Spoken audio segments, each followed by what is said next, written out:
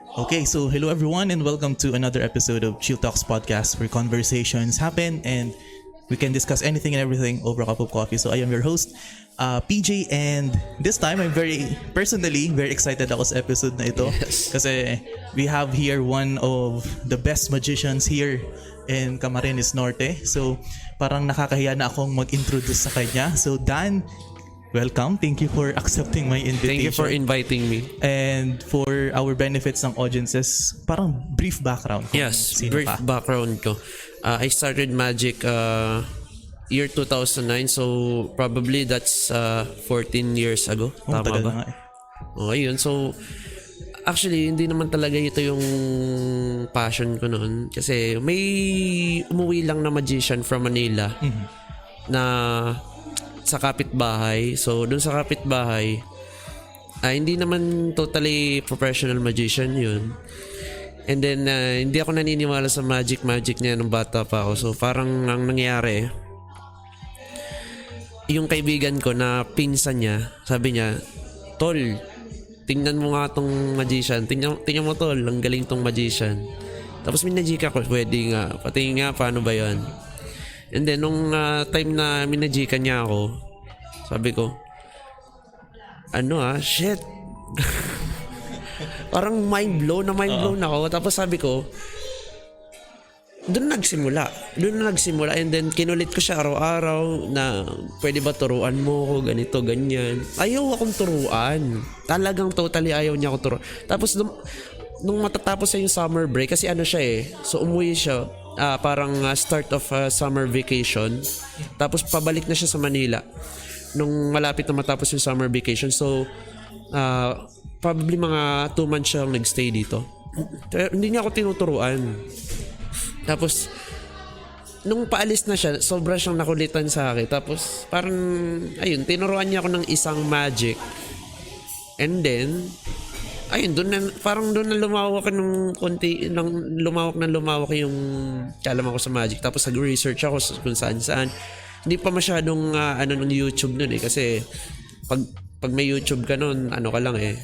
Pag may YouTube ka, ibig sabihin may computer ka noon. Di ba? Year 2009. Ibig sabihin, bihira yung nakaka-access nun. So kapag meron kang YouTube, mas advantage yun. So doon ako nagsimula and then I started collecting books, DVDs, and then doon na parang si David Blaine. Ayun, si David Blaine, gano'n din nagsimula. Sabi ni David Blaine, there was a magician that performed in front of me a rope trick and that's when it all started. Parang gano'n. Ayun. So bali nung nagsimula ka, ano yung trick na pinakauna mong pinerform sa kaibigan mo ba yung una mong pinerforman, family mo? And ano yung pakiramdam na nag-perform ka nun? Nag-perform ako nun sa harapan ng hindi sa parang practice lang sa kasi dati may tindahan kami. And then may mga tindera kami, may mga boy. Doon ako nagsimulang mag-magic. Kasi pagka mag-ana kasi parang di ka. Pati nga niya, parang masyadong Pero pagka yung parang hindi mo kadugo parang minsan dun na mas na-appreciate nila, di ba? Nagigets mo yung point nung ganun. Ayun, tapos doon may mga time na syempre nahuhuli-huli ka kasi hindi mo pero doon ka magiging bihasa eh. Pero syempre para maging pro na rin talaga sa ganitong larangan, you have to practice in front of the mirror na talagang super perfect mo muna gagawin yun bago mo gawin. Ayun. Tsaka as times go by talaga, ayun, doon ka na makakagawa ng iba't ibang variations ng magic. Tsaka nagkakaroon ka na ng storyline. Kasi sa magic, hindi lang yung magpa-perform ka, you perform magic na, di ba? Parang dapat meron kang storyline na gagawin. Parang you're telling a story. Yan.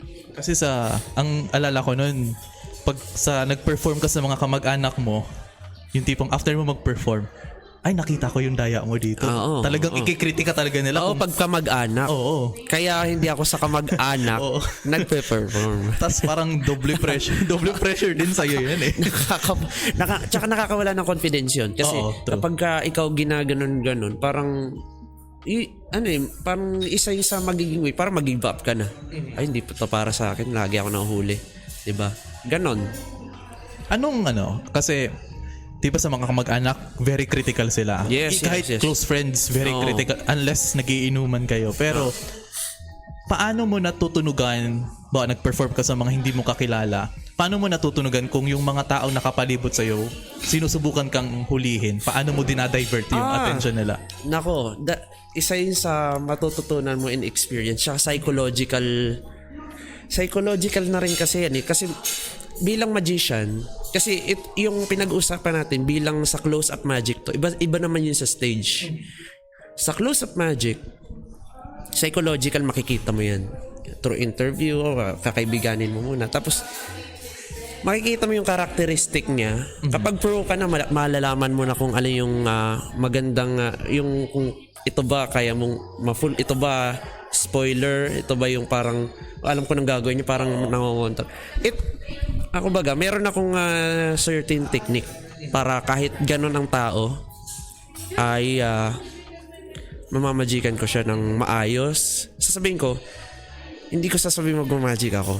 Sasabihin ko, kaibigan, pwede bang tingnan mo to? Yun, tingnan mo to. Watch this. Hindi ko sinasabing may magmamagic ako. Hindi. I will show them na tingnan mo to. Mag-watch lang eh. Hindi niya na-expect na magmamagic ka. Doon na siya ma-amaze. Kapag nakita niya yung magic, oh, boom. Parang you caught him off guard. Ganon. Kasi Yes. merong mga bida-bida na alam na yung trick. Yes. Alam na yung proseso. Tapos sasabihin sa mga kaibigan, ay alam na yan, kukunin niya yan sa ganito. May times bang nangyari na yon na in-spoil na yung gagawin mo, tapos paano mo siya na-handle? Simple lang, babaguhin ko yung storyline. Pero may Kasi- nangyari oo, kasi- ng ganun sa'yo? Oo. Usually nangyayari yun at most of the time nangyayari yun. Pero pag ikaw na matagal na sa ganitong industry, alam mo na kung paano i-divert yun. Tsaka alam mo na kung paano i-counter yung ganon. Nako, napakaganda kasi nung parang psychological nga. Psychological. Napakaganda nung basta kailangan gumawa ka ng way para ma-full mo pa rin siya. Minsan binabago mo yung storyline at the middle of the na, ay tingnan mo itong ginagawa nito. Nagagawa ko yun. So yun yung parang through experience mo na lang makukuha yun. Parang kinakapakapa mo na lang talaga siya. Kasi sa pagkakaalam ng mga iba, ay merong iba't ibang klase ng magic. Merong close-up, merong mga pang stage, merong mostly cards lang, merong coins, merong mga katulad ni David Blaine na Yes. out of this world ng mga magic. So anong genre ang pinaka-paborito mong pine-perform lagi sa mga tao? Sa tao. Yun, cards, and then mga close-up magic, kahit hindi cards. Tsaka yung, kasi dati, alam mo yun, mahilig ako mag-magic, yung kung paano ko mapapa-impress yung mga girls. Ay, kasama na yan eh. Ganon eh. Syempre, ano yung inspiration? Bakit mag-magic para sa mga boys? Hindi naman ganon, di ba? Syempre, gusto mong parang gusto mong ma-impress yung syempre opposite sex na Pogi diba? points yun eh. Pogi points yun. Syempre, papapabilib mo yun. Tsaka sikat ka. Di ba si magician yun, no? Ang cute ni magician. Yeah, ganon. Ayun. Tapos, sa totoo lang, pag, basta, napaka versatile nitong magic kasi, kunwari, may kaibigan kang, malungkot, kaya opposite sex, iko-comfort mo siya, madaling comfort eh, mapapasaya mo siya through simple ways, in unusual way pati. Tsaka pwede, pag pinapatawa mo kasi syempre comedy, pero in a different way, di ba? Gagawa ka ng pag medyo malawak na yung kaalaman mo sa magic, kakagawa ka ng kahit anong paraan para magawa mo yun. Kasi nung nagsimula ka, sa girls lang, mostly sa girls. Kasi yun. alala ko nung college, merong nagbibenta ng mga props dati sa isang mall sa Albay. Yes, merong, yes. merong props doon na yung maapoy na wallet. Nung nakuha ko yung wallet na yun, laking gulat ko na ganun pala gumagana yung wallet. Hindi natin i-spoil yung yes. Pero nung dinala ko yun sa school, tapos nagpaliyab ako ng wallet. Yung attention nga, yung magugulat ka na lang yung mga reaksyon ng tao, ay wow, ang galing, paano yun, ganyan. So sa'yo, sa ilang years, almost matagal na rin 10 years, mahigit, 14 years. 14 years na experience mo. Ano yung pinaka best reaction na hanggang ngayon hindi mo makakalimutan? Hindi naman sinasabi ko na na parang hindi ko alam kung compliment yun o o ganun. Pero sabi ko, sa demonyo kaya tayo. Parang may mga ganun. Kasi you do so well on magic that people thought you have a demonic powers. Mga ganun sabi ko. Siyempre kasi ito yan honestly, ito being a magician, sasabihin ko na there's no such thing as magician. Only an actor playing as a part of magician. Diba? If I, being an actor, become successful of fooling you, ibig sabihin nun, successful ako na maging actor nung pagiging magician na kung ano yung tinitingnan mo sa akin. Diba? Yun. That's the actor. I'm the actor playing as a part of magician. Kaya yun na nga, yun yung pinaka nun.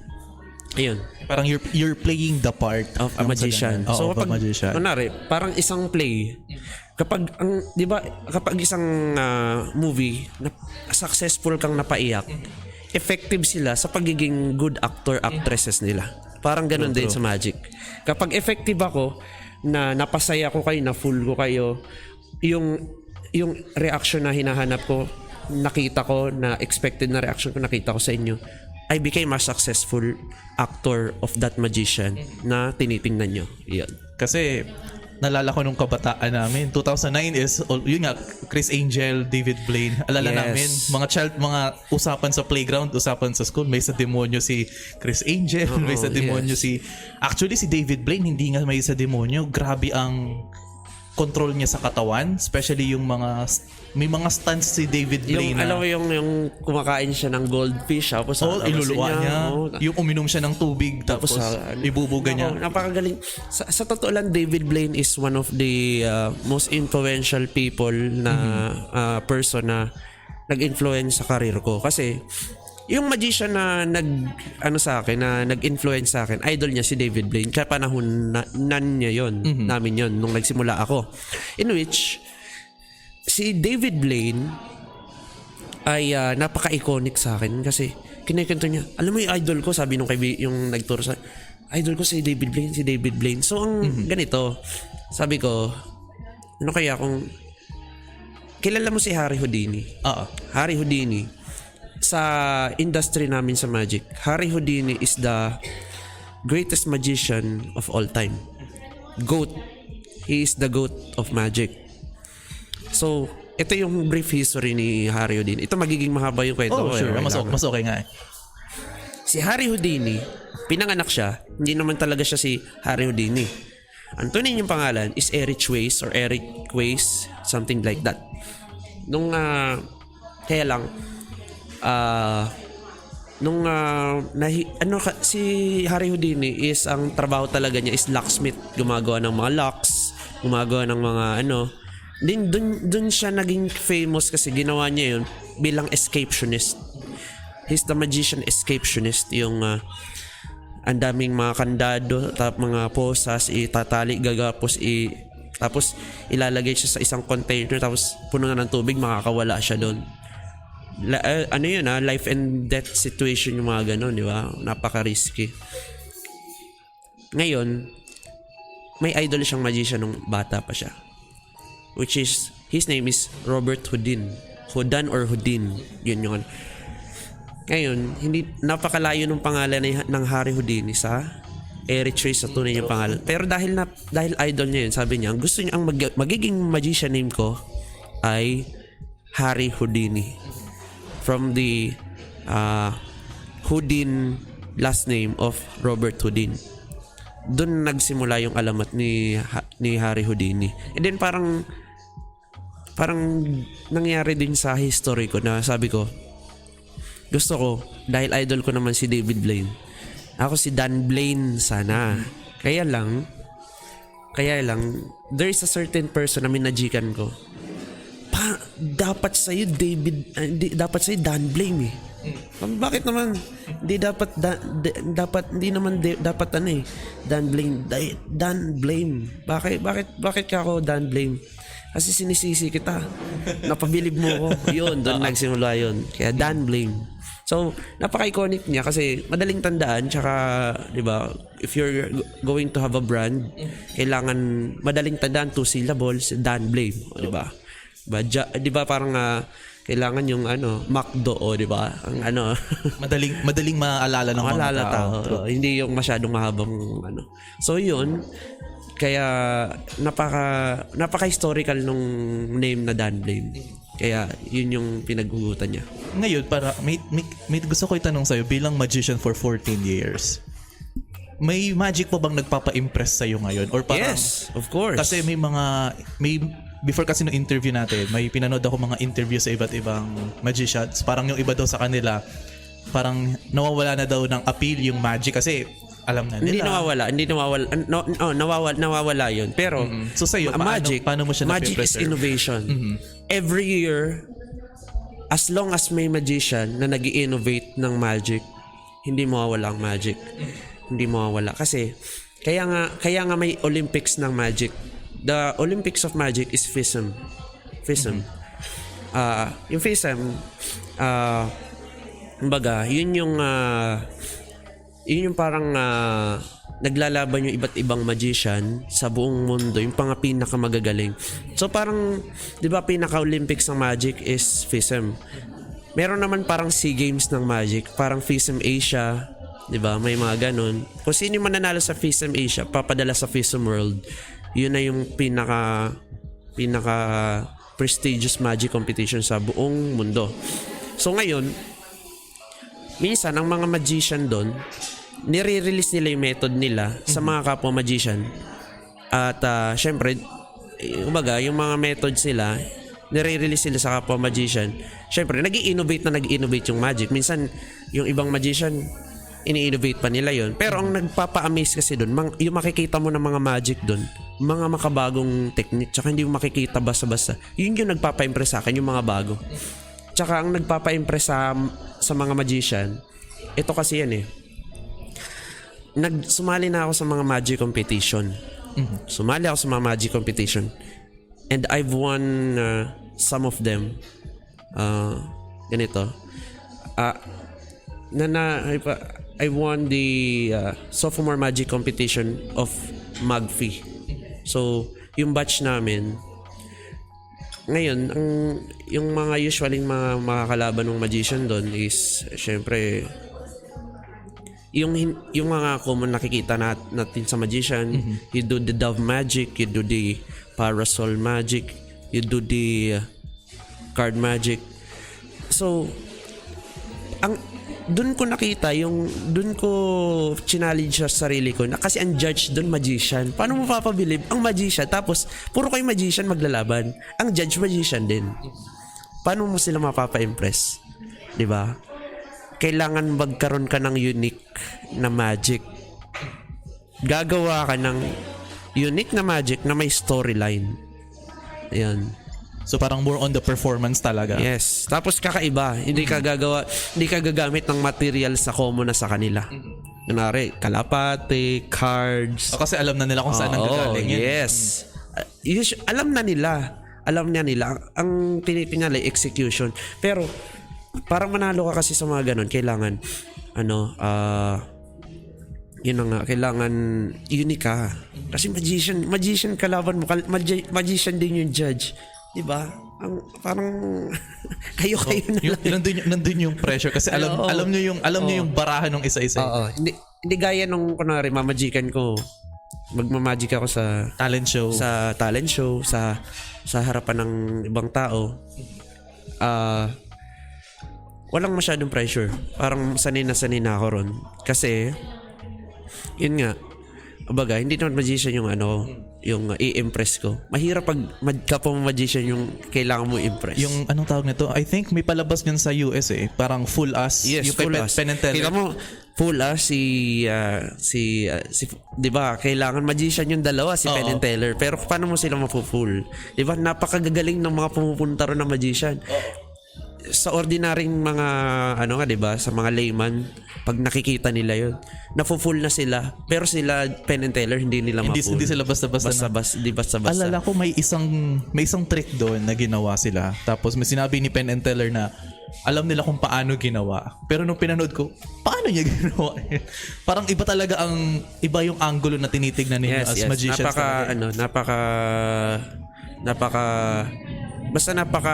Napakalawak nitong magic. Hindi sa magician kasi, pag magician ka, hindi ka lang sasabing magician. Hindi ka lang sasabing mo actor ka. You have to be scientist. Maintindihan niya ng mga kapwa ko magician. Hindi ka lang scientist. Dapat ka rin, choreographer. Syempre, i-choreograph mo yung mga galaw mo. Dapat psychologist ka rin. Yeah. Kasi magbabasa ka ng mga tao. Yes, mga tao. Of course. Napakalawak ng magic. Dapat, yun na nga, sound engineer ka rin kasi kung syempre magre-remix ka ng tugtog mo. Nako, kailangan director ka rin kasi ide-direct mo nga yung may storyline ka rin, di ba? Ganun, napakalawak. Kailangan fashion designer ka. Dapat iaangkop mo yung magic mo sa kung ano yung team. May ganun. Nako. Kasi I think iba ang suot mo kung corporate event. Yes. At kung mga bata naman na depende sa audiences mo. Yes. Kasi isa sa mga, ngayon lalo na sa mga younger audiences, may mga TikTok na, may YouTube na. Naalala ko nung time nung early 2000s, parang napaghahalata na yung edad natin, no? Na yung Breaking the Magician's Code, si Masked Magician ata yun.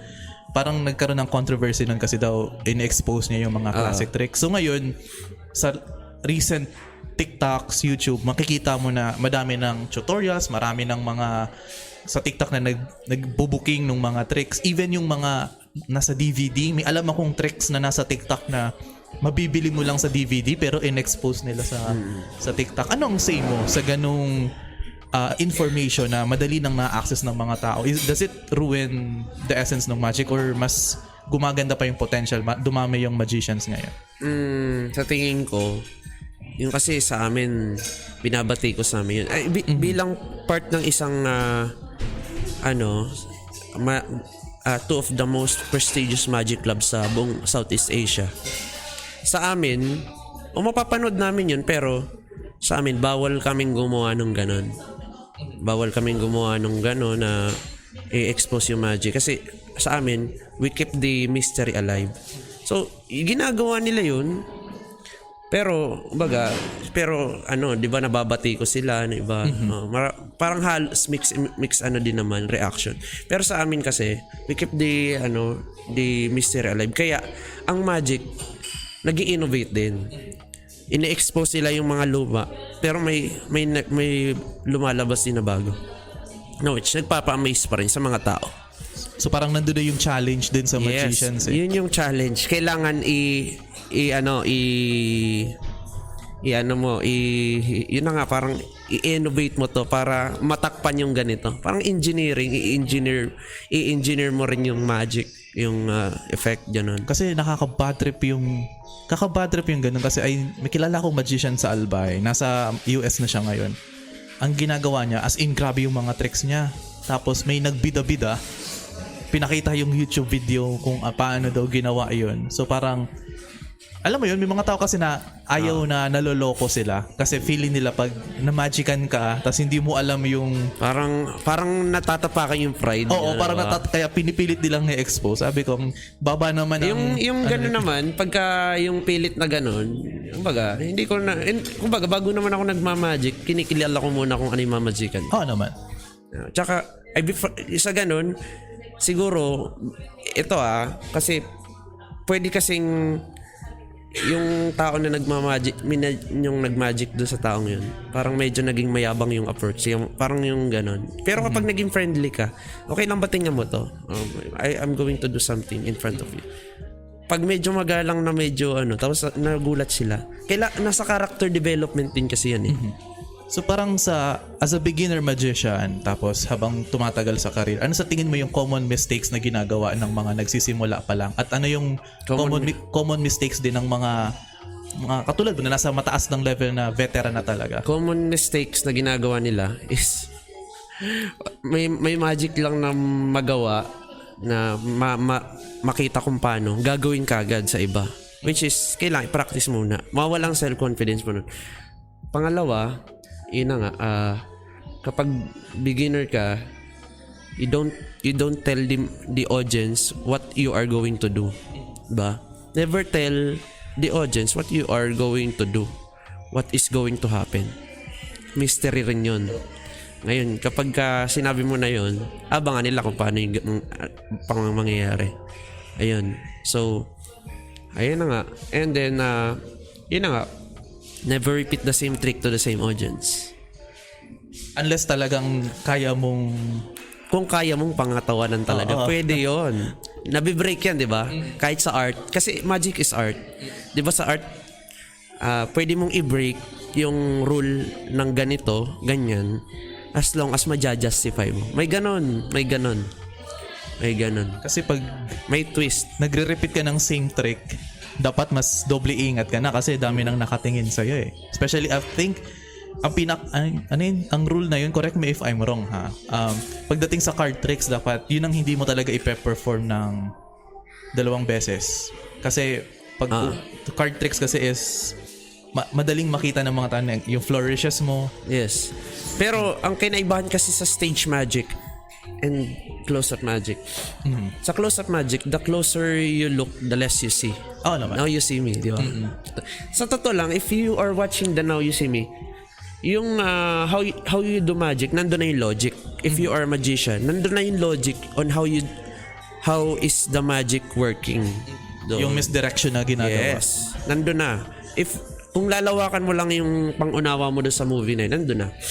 Pero speaking of that movie, sakto sa next question ko, meron ba kayong ganung ding secret organization ng mga magician tulad nung nasa movie na Now You See Me? Meron. I'm a member of Inner Magic Club and Magicians Foundation Incorporated, which is yung Magicians Foundation Incorporated was founded year 1990. So the oldest magic organization in the Philippines yun. Yeah, it is kumbaga, meron siya IBM Ring 322. IBM Ring 322 means yung IBM kasi is International Brotherhood of Magician. Parang branch siya dito ng Philippines. Sa Philippines, yung MAGFI. Kaya IBM Ring 322. Yung isa naman na club ko is Inner Magic Club. IBM 328. Ring 328. And then yun sa buong Southeast sa buong Philippines, yun lang yung ka-tie up ng AIM, Association of Integrated Magicians. And then FISM. Ay, yung sinabi mo kanina. Kung sino yung usually kung sino yung mga pinaka nagkakaroon ng magic competition dito sa Philippines sa Inner Magic Club, kung sino yung mga nananalo doon, yun pinapadala sa FISM Asia.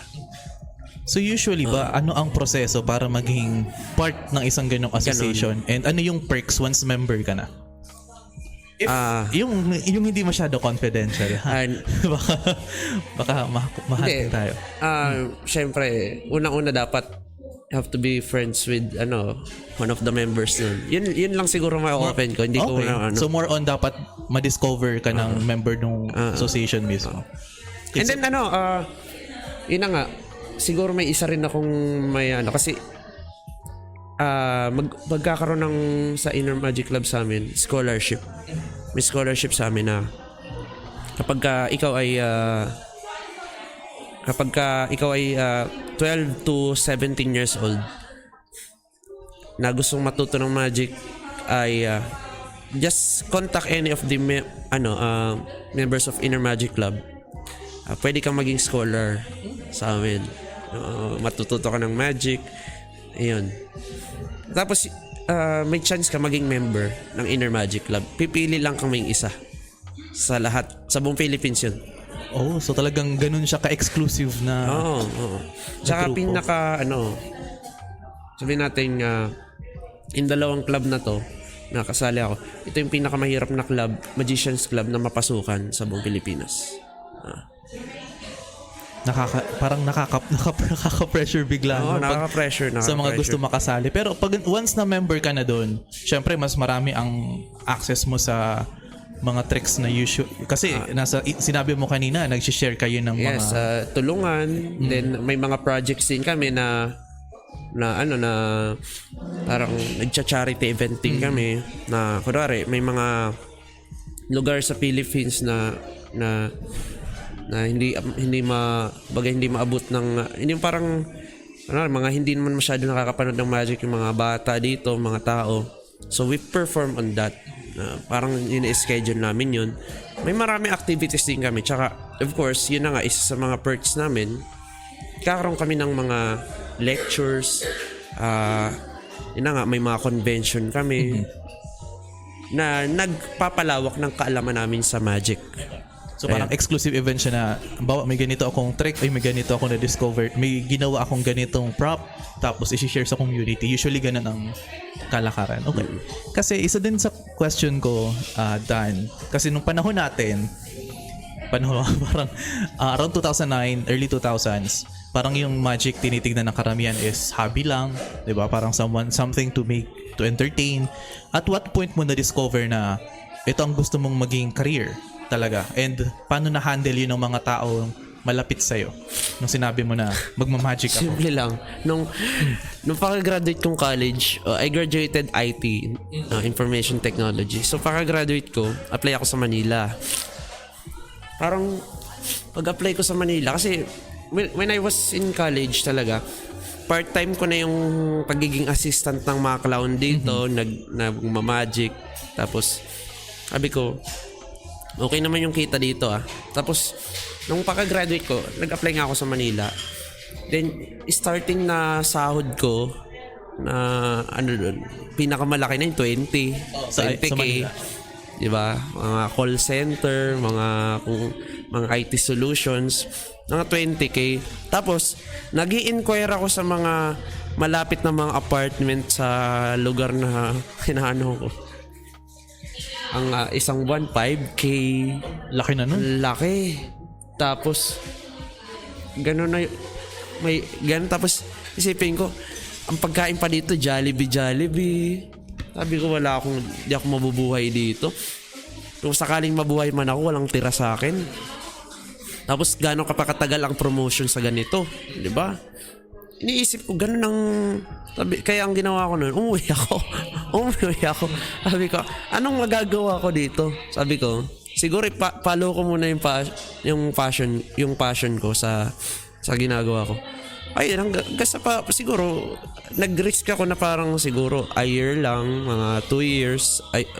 Sa papansin ko, doon ko na-discover na kapag sinundan mo lang yung gusto mo at hindi mo iniisip yung perang papasok na lang yan sa'yo. Ibibigay na lang yan sa'yo. Basta mahal mo lang yung ginagawa mo. Kaya ang payo ko nga sa mga kahit kanino, love what you are doing. Papasok na lang sa'yo yung income. Ayun. True. I think parang lahat ng performers, creators, generalize yan talagang sasabihin. Kasi technically, pag nagsimula ka kasi sa una, wala ka talagang makukuha. Wala talaga. Diyan ka masusubukan Wala. Unang-una, hindi ka kilala. Siyempre, dahil hindi ka kilala, paano ka kikita? Ima-market mo muna sarili mo. Which is, gagastos ka. Diba? Kahit pa paano. Papagawa ka ng maraming calling card. Kung magkanong calling card, diba? Ayun. Tapos pwedeng yung mga sikat, kahit papano sa lugar rin may sikat, hihingi ka muna ng mga show doon. So, kahit papano, commission-based pa rin yun. Diba?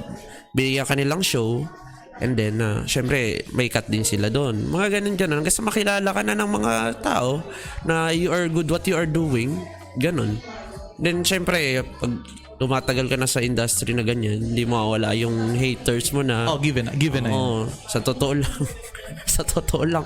Kahit yung dating mga, kung kanina ako naging assistant, galit na rin sa akin. Ganon. Oo, may ganon. May ganon kasi, syempre, hindi ko naman sila papangalanan eh. Kumbaga, syempre, dahil na ikaw nag-i-innovate ka, may point sa buhay mo na parang sila, sisiraan ka na, ganon. Pero, ang sinasabi, bago naman ako part way sa kanila, sabi ko sa mga kakilala ko, idol ko to. Kaya lang, syempre, may time na may siraan talaga nila. Doon na medyo, yun masakit. Hindi mo mawala yun kasi syempre nag-i-innovate ka, ganun. Pero tuloy lang talaga wala ka naman tinatapakan na tao nun eh. Nag-i-innovate ka lang. Kaya lang, hindi mo mawala yung ganun. For sure, may mga lumalapit sa yung mga bata or kahit hindi nga bata na gustong mag-aral ng magic. Meron. Maliban dun sa advice na sinabi mo kanina, ano ang usually na sinasabi mo na pag-aralan mo muna yung ganitong trick, kailangan marunong ka sa ganito, or ano ang una mong sinasabi sa kanila? Sabi ko sa kanila, confidence muna. Confidence muna. I-learn how to speak to people muna. Kasi, hindi ka maniniwala, introvert akong tao. Introvert ako. Okay lang, pares tayo. Okay lang. Introvert ako. Na-develop na lang. Siguro sa trabaho. Ayun. Dahil introvert akong tao, challenge yun.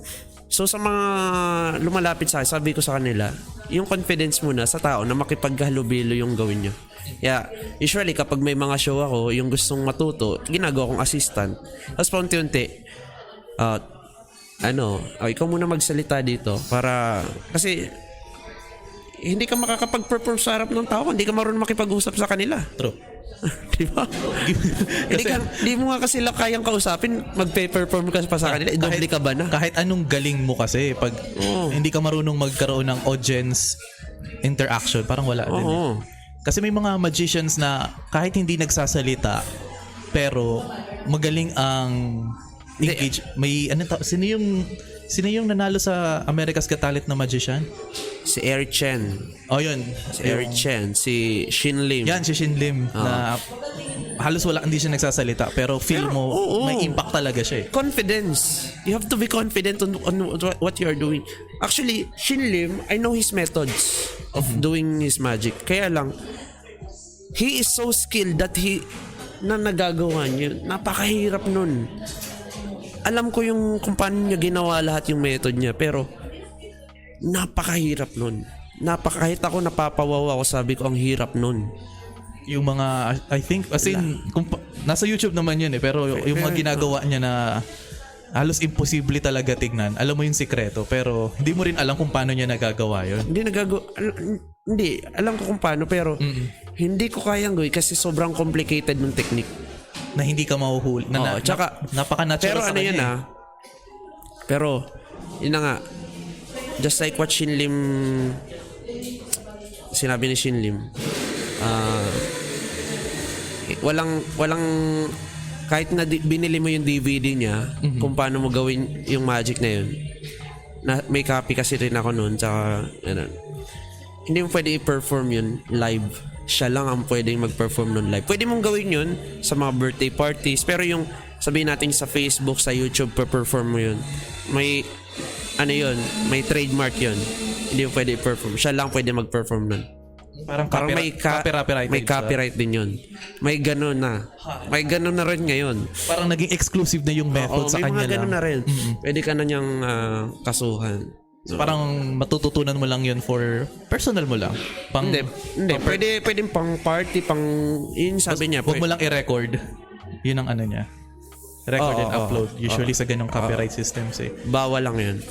Tapos, before one of the last, hindi pa naman last, mga second to the last questions. Sa tingin mo, saan papatungo ang larangan ng magic dito sa Pinas? Na kung tutuusin ay very, ano tawag nito? Underrated nagiging underrated na ang Magic na to the point na kaya naman daw yan i-YouTube, madaming easy ways to do that. Sa tingin mo, paano pa mas lalawak ang industriya ng Magic na mas maraming may hikayat ngayon na given na ang mga kabataan mahilig na sa YouTube. sa gadgets, oo, parang wala puro instant na lang, walang time mag-aral talaga sa Magic. So sa tingin mo ano pa ang pwedeng gawin ng larangan ng Magic para mabasag yung ganun? Unang-una, para lumawak ang Magic kasi dito, nasa mindset din naman ng mga Pilipino yan eh. Kung gusto, as long as na-amaze yung ibang tao at gusto matuto, lalawak yan. Let it be, diba? Sabi nga nila, nature doesn't rush, but everything is accomplished, diba? Let it be. Tsaka, yun na nga, yung Magic na yan, as long as may gumagawa niyan, lalawak yan. Dahil may tumatanda, may na-inspire ng tumatanda, may natuturuan, and yung isang magician na yun, marami na-inspire, lumalawak ang Magic. Parang nagpapasa-pasa din talaga. Hindi parang, ganon. Ang maganda kasi sa Magic, unlike other talents, is that yung tipong mag-aral ka ng singing a few months, okay ka na. Minsan a year, magaling ka na. Instruments, magaling na rin. Ang Magic kasi, hindi siya basta-basta Hindi siya basta-basta. Kahit alam mo yung trick. Napakaraming method. Kahit alam mo yung trick, hindi ka mahirap pwede din mag-stick lang sa isa. True. Hindi ka lang pwede mag-stick sa isa. Unang-una, it's a never-ending studying of things talaga. Lahat, you have to be a scientist. Kasi, basta, pero disclaimer lang pala ha, hindi namin minamaliit yung ibang talents. Hindi. Pinapakita lang naman natin yung kung gaano kalawak yung Magic. Kasi pero in fairness din, parang maganda rin na closely exclusive ng konti ang Magic. Kasi imaginein mo na lang na if lahat ng tao marunong mag-Magic, wala ng audience. Wala na. Wala nang thrill. Kaya nga minsan sa mga talent show, pag singing ang karamihan singers, kakanta na naman. Parang ano yan eh, parang kung lahat tayo bilyonaryo, sinong kakalkal nung CR mo, di ba? True. Walang ganon. Sino magtatrabaho kung lahat tayo bilyonaryo? Milyonaryo ako, bilyonaryo ka rin. True. Kasi actually, madami pa nga tayo pwedeng pag-uusapan. Pwede nating next future problema. I'm so glad na tinanggap mo ako dito sa episode mo. Napakaganda. So bale, syempre before we end, for the treat ng audience natin sa Spotify and Facebook, can you show us a trick na meron ka ngayon? May tanong ako sa iyo. Kailan lang tayo nagkakilala? Actually ngayon lang. Honestly ngayon lang face to face. Face to face, okay?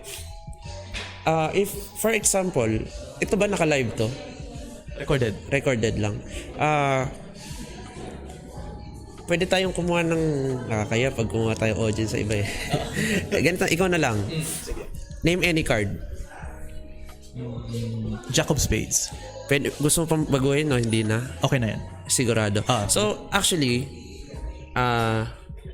last 3 weeks di pa ako nagpapagupit. Kakapagupit ko lang eh. Napanaginipan ko na to. Hindi ka naniniwala. Medyo nakakabaliw lang isipin na parang hibang na yata itong kausap. Pero ito kasi, maniniwala ka ba na I'm a time traveler? Na ito, panaginip ko lang to tapos nagkagising ako. Tapos pagkagising ko, may ginawa ako. For example, tinanong kita ngayon kung anong card. Anong card is Jack of Spades. Nung pagkagising ko, kumuha ako ng card last 3 weeks. Kasi natandaan ko yung card na yun na sinabi mo sa panaginip. Ewan kung deja vu to Pero as you can see, ito yung phone ko. May passcode ako rito. So kung mapapansin mo, ito yung phone ko, di ba? Ngayon, yung card mo ay Jack of Spades. Yes. Tama, Jack of Spades. Ito yung passcode ko.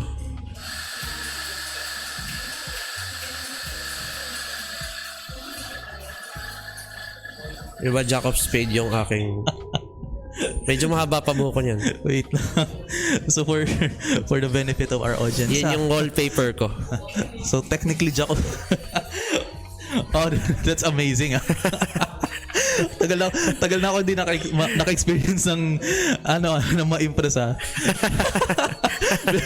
Thank you so much. So thank you so much. Tama nga yung sinabi ng barkada mo, sinisisi kita dahil nag-enjoy ako sa trick mo today. So with that said, if you want to follow Dan Blame on social media, lahat ng links niya down below, and you can also support if you want to book. Pwede ka bang makuha outside the outside Bicol, outside Yes, Tahet? of course. I perform sometimes in Manila, I perform in Legazpi, I perform in Naga. But most of the time I perform in Camarines Norte because I'm cheap here. So outside of Camarines Norte, I'm expensive. Parang may home rate ka dito. Hindi. Syempre, the cost of the transportation, of course, the accommodation, you will be spending some money sa mga ganun. Parang dagdag na, hindi naman pwede na travel fare lang ang kunin sa'yo. So with that, thank you so much for listening. Thank you so much. Of course, may part 2 pa ito. Yes. So usually may Salamat. part. So we will see you all on the next one. Yes. Bye-bye. Bye-bye.